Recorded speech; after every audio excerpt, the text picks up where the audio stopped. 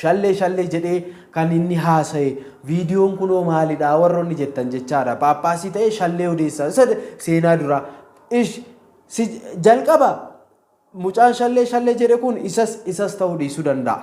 Hubadhaa tokko. Inni lammaffaan immoo dhuguma sammuu kiristaanummaa yoo qabaattan seeraa yoo yaaddan qulqulluu Phaawulos hin yaaddadhaa.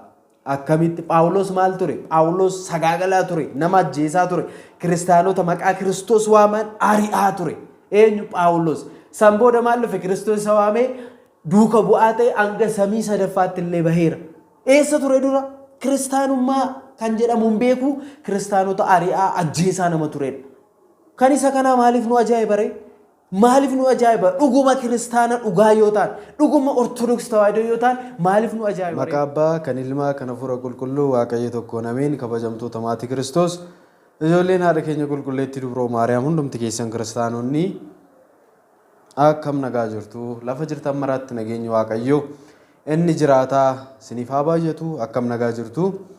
Ani nagaa kooti. Waaqayyo guddaan maqaa isaa kan kabajameef kan ulfaatinuuf yaa ta'u. Egaa guyyaa kana umurii keenya irratti umurii nuuf dabalee egaa osoo yakkin osoo cubbamoota taanee jirru akka cubbuuf badii keenyaa osoo hin taane egaa anaaf isiniif nageenya kennee guyyaa kanaan sa'aatii kanaan kan nu gahe jecha isaa kan akka dhageenyu sagalee kan akka dhageenyu kan nu gargaare Waaqni keenya maqaa isaa kan kabajameef kan ulfaatinuuf yaa ta'u. Egaan maatiiwwan Waaqayyoo egaa lafa jirtan maratti gaa namoonni sagantaa kan hordoftan namoonni haaraa taatan subscribe akka gootan maqaa Waaqayyootiin isinin gaafadha.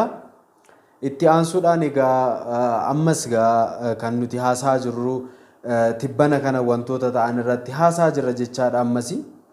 Egaa maaliif tokkoffaan kiristaanonni bakka lama asiis ta'uuf gidduutti kan raafaman jiru.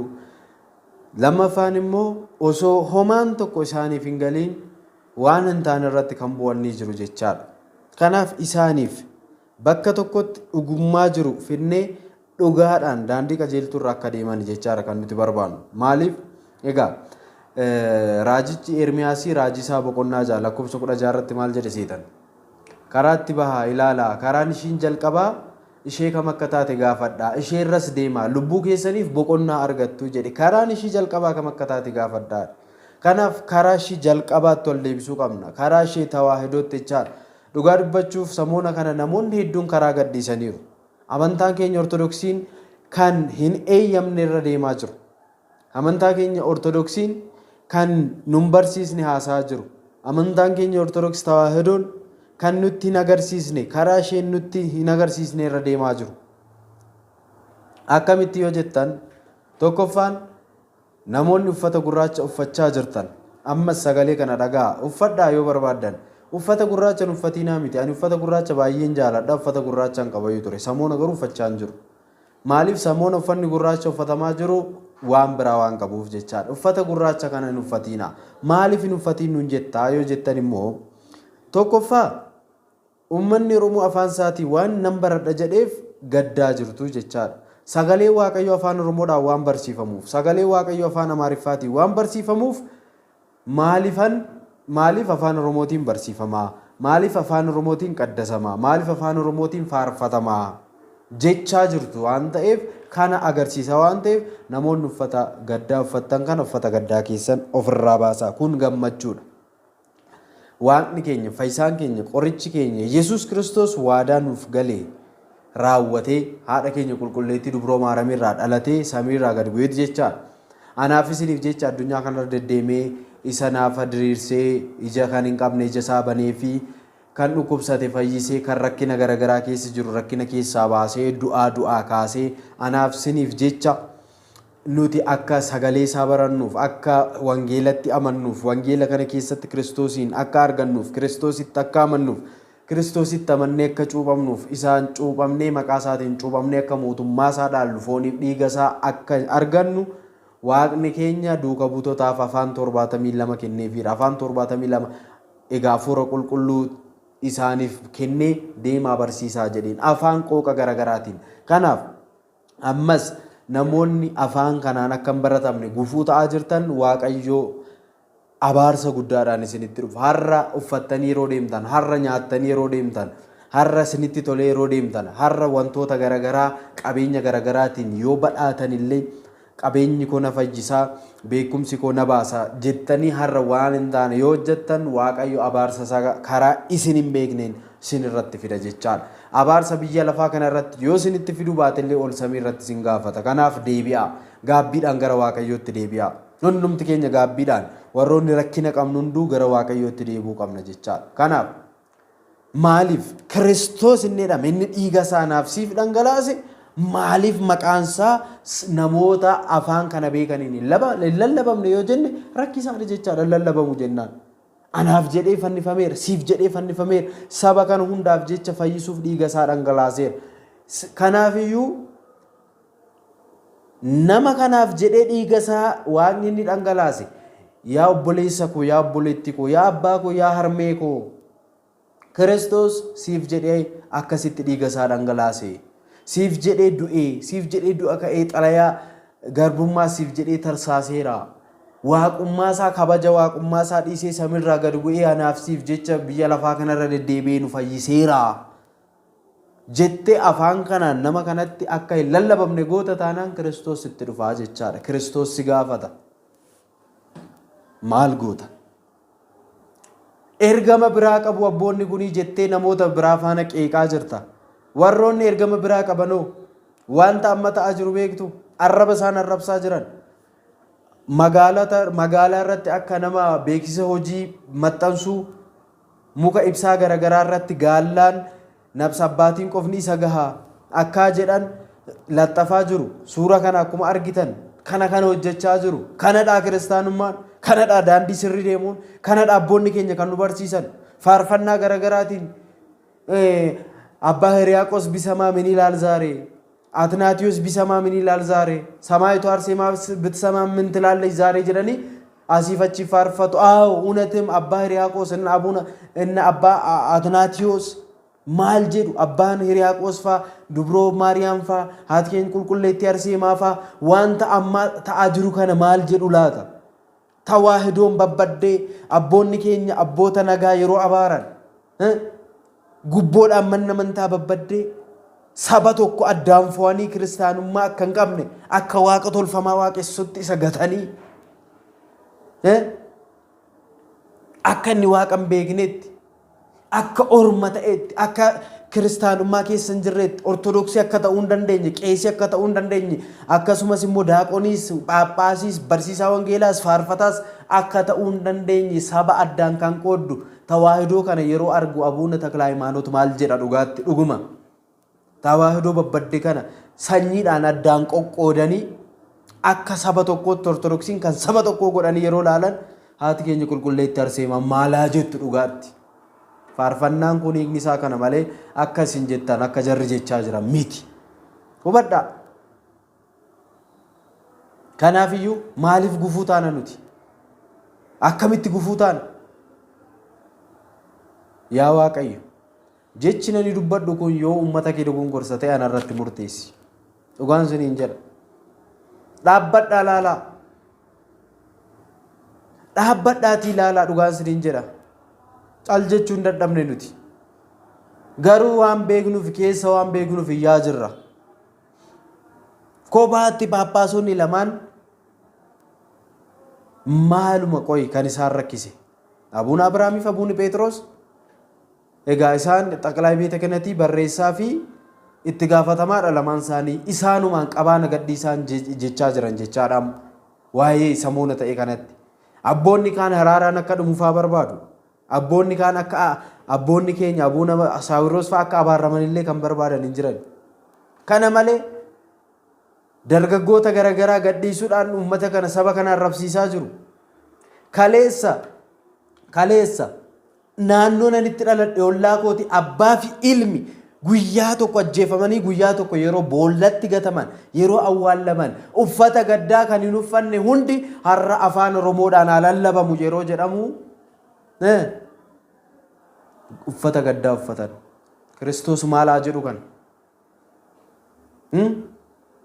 kaleessa uummanni meeqa akkatti inni kaan mormi yeroo irraa citu uummanni yeroo beelaan dhumu, uummanni yeroo waraanaan dhumu, uummanni Tigraay, uummanni Oromoo yeroo akkasitti dhumaa ture. Keessattuu manni kiristaanaa Tigraay keessa jiran yeroo meeshaa waraanaatiin rukutamaa turan uffata gaddaa mana amantaatiif kan hin uffanne har'a eessaa? Har'a afaan Oromoodhaan haa lallabamu.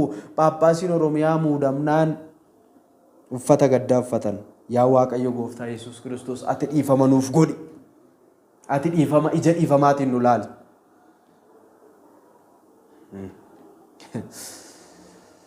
Oduu durii sitti fakkaachaa jira. Qoosaa waan hin jiru sitti fakkaachaa jira. Garuu Waaqayyo si gaafata tokko tokkoon kee. Afaan Oromoodhaan Kiristoos Waaqadha. Dubroon Maariyaam haadha isaati ergamoonni anaaf si eeguuf ni ergamu. Qulqulloonni araarsummaan isaanii yeroo hundaa nu faana jira. Isaan Waaqa wajjin walitti nu araarsu jedhee isa afaan Oromoodhaan wangeela Waaqayyoo barsiisutti gufuu taata taanaan afaan Oromoodhaan maaliif barsiifama? Maaliif qaddafama? Maaliif faarfatama jettee namoota siyaasaan burjaajaan faana dhaabbatti taanaan Kiristoos siif dhufaa. Kiristoos sitti murteessaa. Soba ifa jiru kana dhugaa fakkeessitanii footooshooppii garaagaraa hojjettanii isa luba ta'ee ijoollee qabu paappaasii gootanii kunoo kanatu muudame qalabatii osoo qabuu muudame jettanii amantoota walitti burjaajessan Kiristoos siniif dhufa. Suura bakka biraarraa fiddanii asiif achi fiddanii akka barbaaddanitti uummattoota waan hin taane keessa kan gashaa jirtan Kiristoos siniif dhufa. Wangeela Maatiyos irratti maal jedha seetan? Gufuurraa fagaadhaa jedha. Gufuurraa baqadhaa jedha. Garuu immoo jedha wayyoo yaa isa gufuu qopheessu. Isa namatti gufuu ta'u yaa isaaf wayyoo jedha. Hamma gufuu namatti ta'u, amma gufuu fidee gufuu namatti ta'u morma isaattidha. Dhagaa baaburaa hidhatee lagatti yoo of gate isaa wayyaa jedha. Amma gufuu namatti ta'u. Gufuu namatti hin ta'ina. Maaloo gufuu walitti hin taanu. Uummata baadiyyaa wangeela dhabee rakkatutti maa gufuu taanu.